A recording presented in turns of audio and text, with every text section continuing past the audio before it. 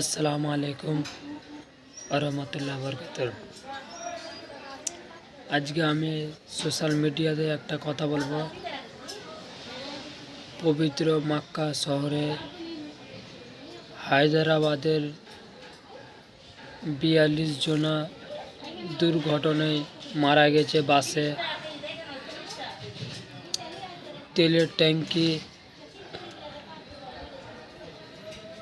সাথে সংঘর্ষ হয়। বাসের দুর্ঘটনায় পুরো আগুন ধরে যায়, পুরো বাসে মারা যায় ৪২ জনা। তার মধ্যে কিছু মহিলা ছিল, কিছু পুরুষ ছিল, কিছু শিশু বাচ্চারাও ছিল। তো ওই জন্য বলছি, আল্লাহ তাআলা কখন কবে মানুষের বিপদ চলে আসে কেউ বলতে পারবে না। তো যিনারা মারা গেছে অবশ্যই আল্লাহ পাক তিনারাকে জান্নাতবাসী করুক। সকলে বলবেন আল্লাহুম্মা আমিন, আর সবার জন্য দোয়া করবেন।